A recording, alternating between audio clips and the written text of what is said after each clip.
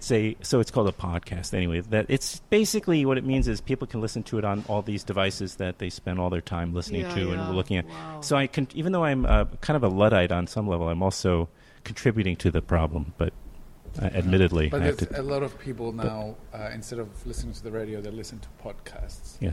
And pod from iPod. How do you spell that? POD. Podcast. Exactly, Yeah. and the reason what's the people really like is because you can just choose when and when. You don't have to worry that this show is on at a certain time of the day, and you have to play it, and you can play whenever Yeah. you want. You just push a button on your It's phone. like Orange is the New Black. You can watch the whole goddamn thing in 2 nights, And which I it's- plan on doing.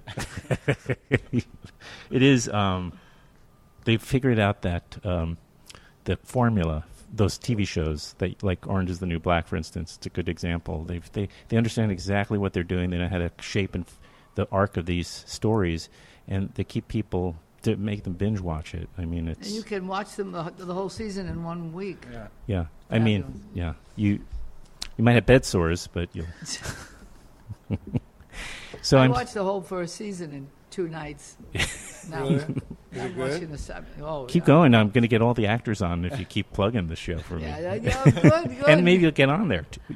You'll have No, to. I'd love to do it. Are you kidding? What kind of crime would you have to commit? Your character. Any crime. I'm up for anything, whatever. I'm sitting with. I'm going to do this. You just correct me if I butcher this. But Harry Mavromichalis. Did I get Very that? good. Yeah, very I good. love the Greek. Honorary Greek. Yeah, Okay. Wow. I'm Greek. Very Okay, good. great. You know what it Shartov. means, don't you? His name means Black Michael. Mavro means black.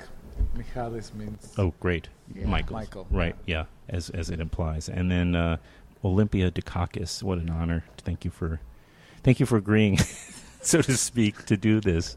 Appreciate it. My pleasure. My pleasure. I walked into her home and surprised her. I don't think that's a first. I didn't know you were coming. I'm sorry. Yeah. That's why when I saw I should be apologizing. No. Yes, you should be. I'm sorry. Maybe And they. when I saw your son, I thought, oh my God, Luca's here. And I thought, is Stefan here? That's my your son. And my grandson. Well, it's Father's Day, so that would have been a nice way to. Yeah. Well, welcome and thank you again. And so, Harry, this is your first. You're making a first feature documentary. And Yes. And it's coincidentally about Olympia Dukakis. That's right. So I want to know. This is your first feature documentary, right? It's your Yes, as a working director. Yes, or a I'm filmmaker? working on 2 feature-length documentaries at the same time, and this is one of them. And I'm trying to raise money for both. And it's said I was not going to raise any money. I'm now raising money. What's the other one? What's the other one about? Then we'll get to the. Do you want to talk to them No, about the no, other one? you talk about it. Is there a Greek theme to it or Greek American theme? It's a gay couple in Dallas, Mhm. and they've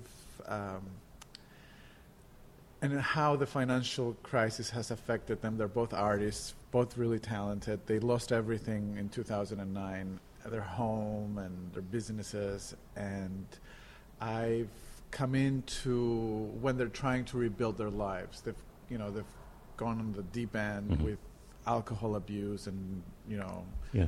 prescription drug abuse, and now they're trying to pull it all back yeah. together. It's very funny, actually. Is it? I know it doesn't sound funny, but it is funny. And it's quite moving. You know. Okay, and you're shooting where, you said? Dallas. In Dallas. Yeah. Okay. Have you seen Love is Strange yet? This Ira Sachs's film? It touches. No, not yet. It's a fiction film, of course. He's an NYU professor, Ira. Ira Sachs. He did Ira? Ira Sachs. No, that guy, but that one. He's a director. He's a gay director, and he did what was the previous movie? Oh, Keep the Lights On. Keep the Lights On. Yeah. Did you see Keep the Lights On? No. Well, the new one is. I'm not going to spend much more time on it, but the new one stars John Lithgow and Alfred Molina, and as a gay couple who lose their home because of the financial crisis. Oh, it's similar. Lose their home. That's about where so they're split up and they have to temporarily live with family, and it's all about that, in this period of time. But it's very moving, very moving, but also a lot of fun. I mean, must bring back old issues. I'm sure old problems come roaring back. Yeah. With that kind of structure. How does it feel, Olympia, to have? I mean, it can't be comfortable, or does it get more comfortable? You're right. There are many times when it's uncomfortable doing this documentary. Yeah, and there are times when it's a lot of fun. Right. So Yeah, see how he hogged That's the fine. mic That's- when he that's- moved it over like that. And I should give you both the mics and just do a sign language too. So, but how long have you been? Now I'm going to ask him a question stupidly. How But many years? How is long it? have you 3 been? years. You've been working on this for 3 3 years. But you must have. That's obviously- over 1,000 days.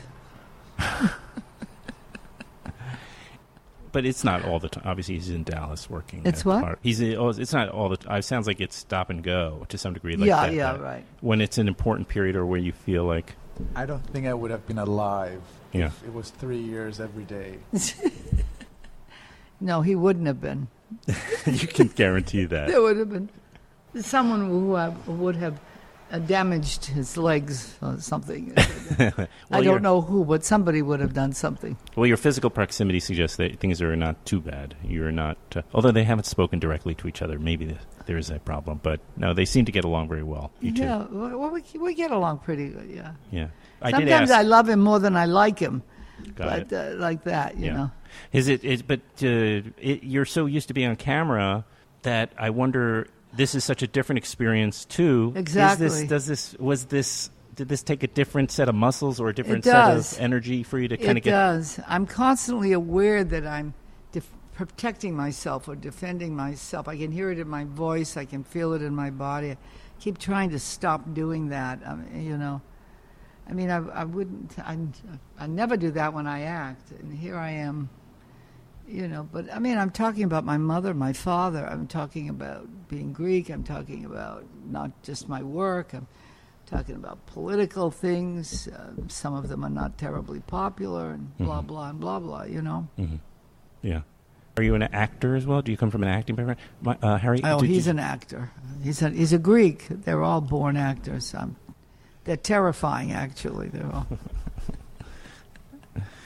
You were forced to watch Zorba as a child. Yes. I mean, I'm not an actor. I was a dancer, Okay. Choreographer. Yeah. choreographer. He had his own company. And then I switched to film. I went to NYU, got my master's in film directing, Mhm. and been doing that ever since. Okay. So, and then obviously there's the Greek American connection you share with Olympia, but I was wondering if there was what about her? There's definitely a lot of other Greek Americans out there, but I had the good fortune of meeting her and fell in love with her. She was supposed to teach at NYU a class, and I really wanted to take that class. And it's first come, first served with registration. It's at 7 a.m. I was up at 6 a.m. I was rehearsing on the computer how to register for her class to make sure that I got in. And at 6:58, I'm not kidding you, my internet broke. It went out. And so I didn't get to take the class, to register, other people filled. Sure. It got filled up real fast. And I went running to the head of my department, crying. I was like, I have to take this class. You don't understand. I have to take this class. And he's like, I'm sorry, Harry, I can't do anything for you. Like, this is the system. I'm like, put me on a waiting list. I don't care. Like, I'll hurt someone and they'll get out of the class and I'll go in. And he's like, okay, I'll put you on the waiting list. And eventually I got in. Well, a day before we started, it was announced that the class was canceled. And Olympia was not going to teach that semester anymore.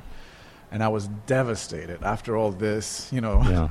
This is the Greek film. drama. This is a film in of itself. It's exactly. They didn't want me back. I caused so many problems. Oh, really? I don't believe that. Oh, yeah. Oh, is that true? You don't believe she could cause trouble? Well, to the degree. Yep, I'm being nice about it, I suppose. I guess so. Sure, I don't know you that well, or at all, for that matter.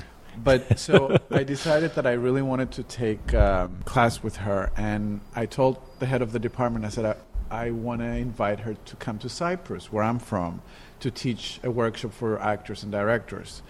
And he said, well, send me an email and I'll forward it to her. And a couple of days later, I get a phone call. Mm-hmm. Hi, Harry, this is Olympia. It sounds more like The your way husband. He characterizes me. Yeah. That See sounded that? more like your husband than... He's like, really? So did you do the class in Cyprus? I did. You did? I went to Athens and did Rose, one woman show that I did at the National. And and they had a festival that summer, and I went and did that. And then at the end of that, I went to Cyprus and did the workshop. Tell him that you thought I was bullshitting, that this was never going to happen. Oh, yeah. No, I didn't think it was going to happen. I thought, how's this going to happen? How is it? Yeah. I mean, I thought to myself, how many filmmakers are on Cyprus? 2? Yeah. I mean, I didn't really think there would be that many people that would be interested. And as it turned out, it was a really healthy group of people. Yeah, 35. Wow. They were all filmmakers or burgeoning? Well, some of them, they German? weren't all directors. I got you. I think it was about 10 or 12 directors, and then the rest were actors. Because Right. the workshop was for actors. Excuse me. Sorry. He goes to a school that doesn't even allow this type of stuff. So he's on now. He finished. Yes. So he's just finished school Thursday.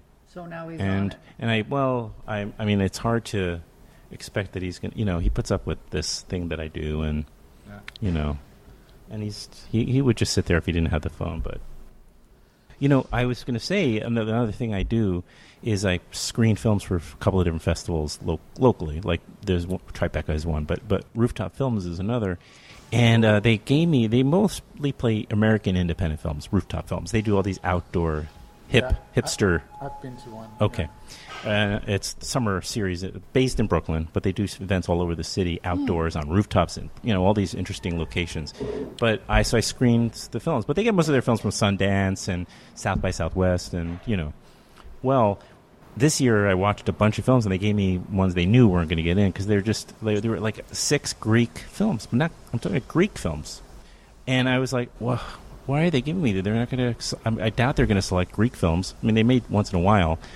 And I started. Every one was better than the one before. Just unbelievable. And I wish I'd had time since last night when I was emailing with Anthula about doing this. I would love to see them. I'm going to get that list to you. They're beautiful films. I mean, full-length films. Full-length feature films shot in Greece, which by Greek directors, and they are all so wonderful.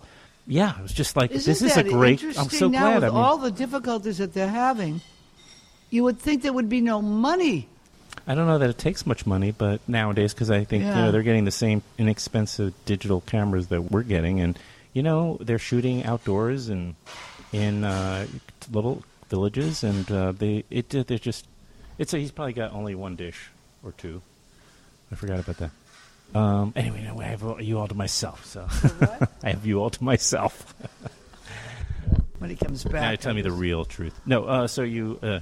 But we can go back to. I'll get you that list of Greek films because they're marvelous. Well, I mean, films are. Of course, I watch films from all over the world. Oh my God, I mean, it's incredible. But Greek is right now, I think, in a on a roll. I think there really are. There's a number. You know this? I think anytime a country goes through such a big crisis, the artistic side of it comes up. And you get better theater, you get better cinema, better books. And also, you get more of it. Yeah. It seems like there are more people wanting to speak up and to talk and reveal and be part of the dialogue. And there's a cathartic kind of not only creating it, but obviously seeing it, and that. I think it's more about people, like Olympia said, it's about people wanting to speak up because their voices have been shut down by the government. Yeah. And this is the only way they can express themselves. That's when I become really moved, when I see them, the protesters, or when I see them really arguing about things. I mean, I become, really trying to solve this problem, really trying to. There are so many reforms that need to happen, and people. But the latest thing is that the court said that it was illegal for the government to fire 400. 400 people got fired from civil service jobs. And the court said that it was illegal. They couldn't do it. Now, I mean, really. But the question is, what do they do? What's going to happen now? Yeah, right. Yeah. European court, probably. You sue them in Europe. No, I think it was a Greek court. No, yeah, but the next level. If the government doesn't comply, then the people have to go to the European court. Oh, okay. And sue the government, sue the government for not.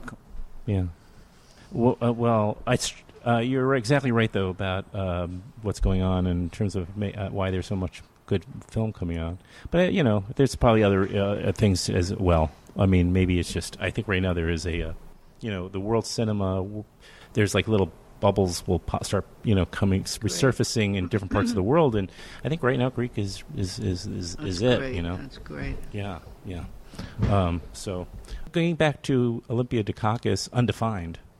Are you defining her in this, or is she becoming? Is there a clarity coming through about that's who? That's not the title. Oh, okay. Undefined? Is that what the title? Well, that's what it's been like. Yeah. Working so far. title. It's a working title. Now it's a working title. Yeah. As of this moment. No, I didn't realize he had decided. I thought that he decided on that. It's a working title. It's definitely a working title that might stick. I'm not sure. Okay. But no, my God, are you kidding? Defining her?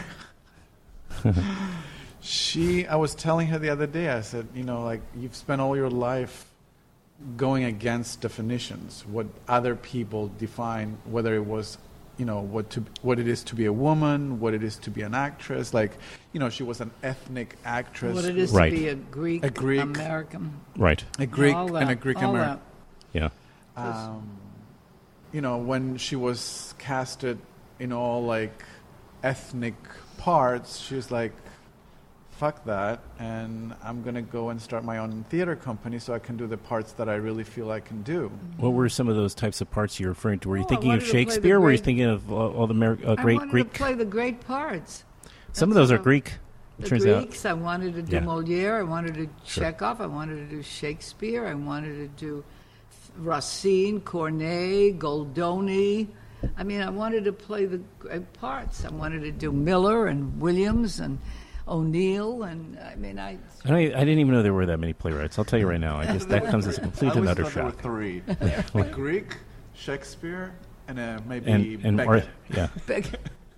And I've done Beckett. I've done, Wow. I did Happy Days. Yeah. It was obviously, I'm going to guess, was the same issue with your film career, even though I think you hit. Well, the film career started off with my playing in Italian. I mean, In the 80s. And We're referring although Italians come up to me, oh, you're like my aunt, you're like my mother. And the Jewish people. I mean, probably I think the same. actually, Jews, they'd say. I mean, I actually was, if I did anyone, I was doing my mother and her sister, my Aunt Catherine, they were them. Mm-hmm. But,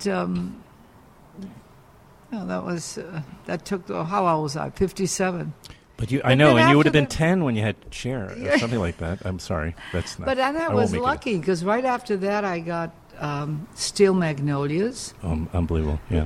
Let me just say this, that if it hadn't been, and this is my opinion, and you can correct me if I'm wrong, but if it hadn't been for her theater company and her theater work, because what most people don't understand is that she's been working before the Oscar so much Oh, sure. in theater, and she gained respect among the theater people in enough respect that someone could notice her and offer her the part without an audition, right? Moonstruck? Well, Norman Jewison, I was Tim doing McNorman? Social Security on Broadway, and he came to see Ron Silver. He was thinking of him actually for the lead. And then he saw me, and I was playing an 80-year-old Jewish woman. I came on with a little walker, and I was like... A shawl. I played Marlo Thomas's mother, and I mean, I think she's like about 5 years younger than I am or something. Excuse me. So, and then he came back the second night and saw me, and then I got a call from my agent, said that he was interested, and then I never auditioned, and he just came to my dressing room, leaned against the wall, and talked to me and watched me, and then I called up and they said, "Do you have the part now?" I can't tell you, everybody wanted that part on both coasts. I mean, I heard Lauren Bacall wanted it at one point. I mean, Sure. It was like so for me, at the time I was running the theater and I had 3 children, and I had vowed that I was not going to leave town when I had kids. I said, that's it. That was the thing I was going to do. I wasn't going to leave because, as an actor, you leave town a lot. So I decided that I was going to. I'd waited a while to have kids. I was in my 30s. So I said I wasn't going. And so it just turned out that was the year that my youngest son went away to college. In 86. So or I thought, okay, there was nobody at home. The empty nest. Everybody was gone. Yeah.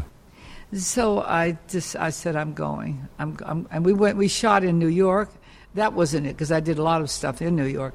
But we went to Canada. We were in Toronto. Oh, we shot, Moonstruck was most of it, except for some exteriors in Brooklyn Heights. The indoor stuff was in Toronto. And then the rest in the... And the outdoor stuff was all here. All locally in Brooklyn. Right. Yeah, I went through that neighborhood, sort of through it yesterday, and it occurred to me yesterday. This is before, by the way, I knew I was even going to be here today. You're kidding. That I went through that. Well, it's not unusual that I would go through Brooklyn, like by Brooklyn Heights. I do very regularly. Right. But I thought to myself, first, there was some tourists behind me going also on the bus. It was just a city bus going to the Brooklyn Bridge Park. It's all developed now, beautiful, with lots of things for kids to do along the water. Sure.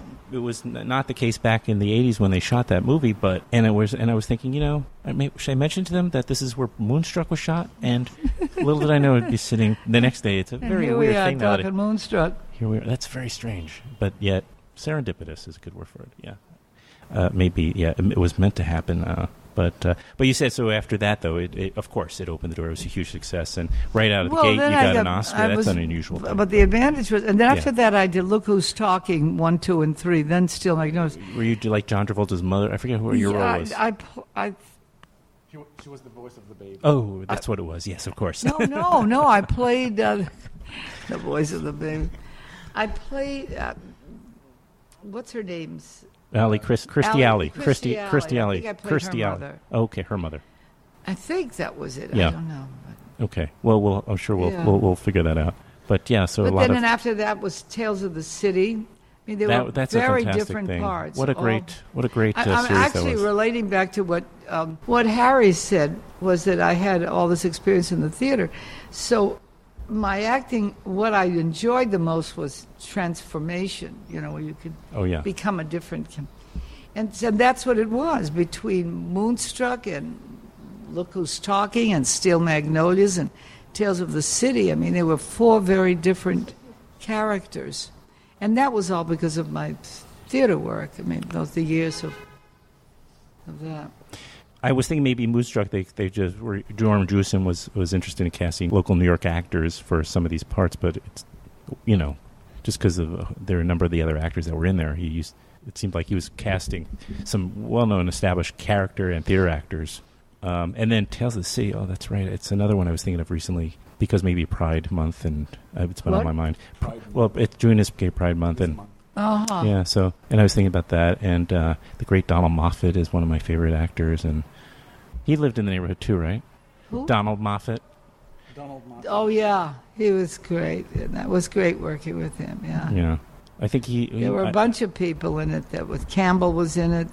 Campbell Scott. Yeah. Mm-hmm. And Chloe Webb, and Laura Linney, and that wonderful Canadian actress who played the mother. She's just recently passed away. See, that's just where my age catches up with me. The names that's don't age, stick the way they used to. Maybe, but everybody, you're doing pretty well. Your average is excellent. For a 69-year-old, you're fine. You're doing fine. Well, you're not shy about that, but we don't, that's wonderful. 65, he likes to add to my... So with so much amazing material and so much what a trove of experiences from theater, film, your political work, and you have someone in the family who ran for president once. Yeah, you wanted to talk about not only Michael Dukakis is in it, name some of the other... Dukakis? That's what I called 1988, the year of the Dukakis. That's right, it was pretty amazing. Did you get my cousin Strat? Yes. Oh, you got him good. You got Strat? Stratus Dukakis. Is Strat Patty's husband? No, that was Arthur. Okay. I'm changing my name legally to Stratus Strat was Dukakis. His brother. Arthur and Strata brothers. Well... Can I tell you a funny story? Please, I would love a funny story. It's a funny, sad story. A funny, sad story. Yes. Well, it's about your house. When I went to... Olympia was doing a Shakespeare play in Lenox, Massachusetts. Mm-hmm. So I went there to film her.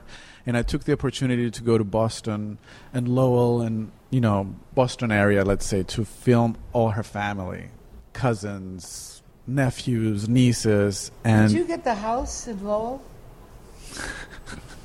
You're learning a lot. So We're glad we're doing this because you're learning a lot about your documentary that's about so you. we go to Lowell, and I said, can you show me where she grew up? And they take me to the house, and I come out of the car, and I'm filming the house, and this guy comes up to me and says, oh, are you interested to buy the haunted house? And I said, what haunted house? He goes, the one that you're filming. And I said, it's not a haunted house. I said, a friend of mine lived there. And he said, well, everyone who ever lived there had something horrible happen to them. And I said, well, that's kind of funny and fun, but my friend lived there and nothing bad ever happened to her. So I go back to Lenox after this meeting and I say, Olympia, this and this happened. Like, we went and filmed your house. And he said that everybody who's lived there, something horrible has happened. Mm-hmm. She turned white. I'll give the microphone to her. Yeah. Because what happened was that my mother's family lived there. They came over, their first thing was to do push carts, and they worked very hard, especially everybody did, but the brothers were very clever, and they managed to get stores and finally apartment buildings, and they were like, and then were 5 girls and 2 brothers, and one of the girls had an engagement party, and they all got into the car, and they were going to drive to Nashua for hot dogs. It was something that they did. And I can't believe how many people were in this car. Uh-oh. And my mother was in the front, and her 2 brothers, 2 of her sisters, 2 brothers-in-law, one future and one already, and another sister. And they had been drinking at the party and making noise, and the brother who was driving the car wanted them to quiet down. And he kind of swerved the car to scare them, and they slid right off of a railroad bridge, landed head down onto the tracks. And that night, my mother lost 2 brothers, 2 sisters, 1 sister-in-law, and 2 brother-in-laws. And her other sister was badly hurt, and nothing happened to my mother. Nothing. So there was a funeral of 7 people. Yeah. Which there's photographs with the 7 coffins and... It's unbelievable. You lost... it totally knocked my mother's life. I think she was a different person after that. Well, of course, it wouldn't be, yeah. And her father... her mother had a stroke, and her father became instantly senile. Yeah. I don't know what that is or why that happened, but the whole family was devastated. I could see that. I can't imagine a family not being destroyed by that. Yeah. It's like a personal Holocaust. It really is. Wow. No wonder you turned white. Unbelievable. And they had children. They were still young, what? Youngish. Your these aunts and uncles, or these would have been your aunts. Yes, and uncles. one of them had 2 children, okay. and her husband's family took them. Because I don't know if this is true, but they said that the children belonged to the father. I don't know if that's a Greek thing or that was what those people did or said or whatever, but they got the children. It's just as well because my grandparents couldn't have taken care of them at all. And there were only 2 sisters left who were okay. The other one lost her husband. And she was widowed with 2 kids.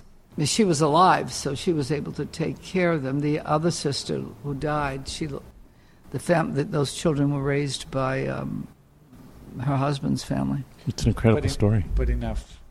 Well, yeah, I'm sorry, I didn't. Tragedy. Yeah, but it's life has unfortunately gives us that, and that not quite so frequently in that drastic a level, but so they said it was the house.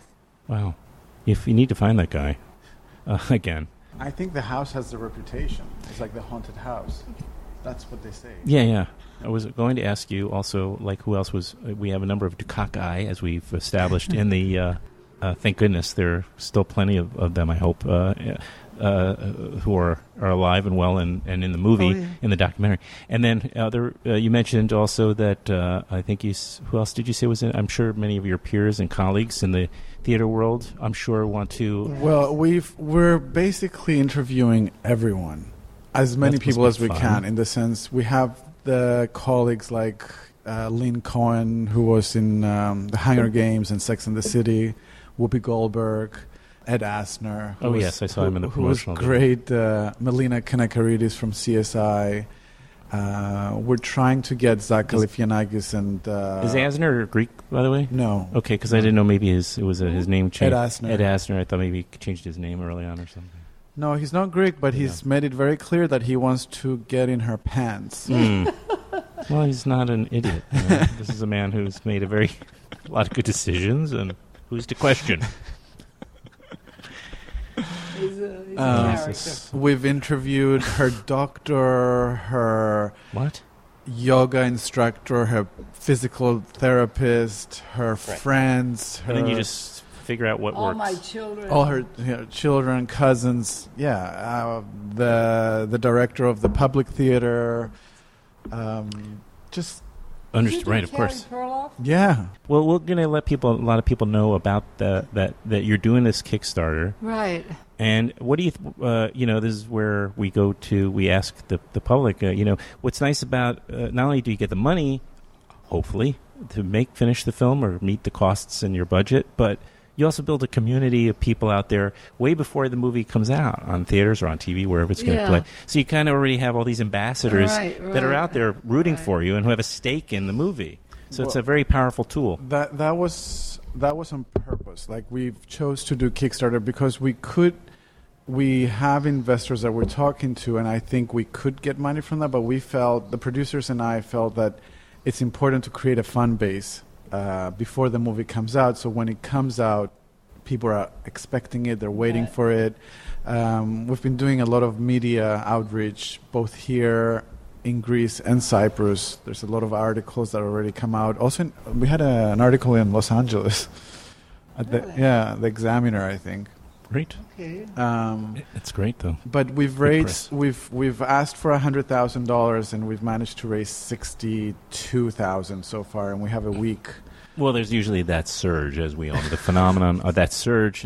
They call it the Dukakis surge now, and they're going to call it that this time around anyway. Okay, there's going to be a surge. Yeah.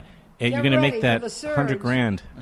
You'll make the $100,000. Don't worry about it. And people can go online and give $20, $50, whatever they can. And I'm sure there are little gifts and stuff, right, for contributing. And the way to find us is by going to Kickstarter.com and then just go, search for Olympia Dukakis Undefined, and then our project will come up. What do you think of a Kickstarter campaign? What do you think of that? It's great. It's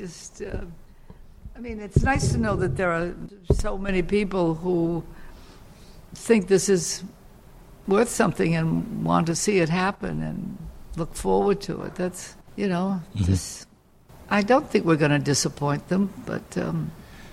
Tell them about because you really didn't want me to film you for 2 years, but then I showed you the trailer. Do you remember that? Yeah. I mean, we were doing all this stuff, and I kept saying, why did I agree to this? Why did I agree to this? And then he showed me the trailer, and it was really well done. And that plus the fact that he promised me that if I didn't like something, it wouldn't be in.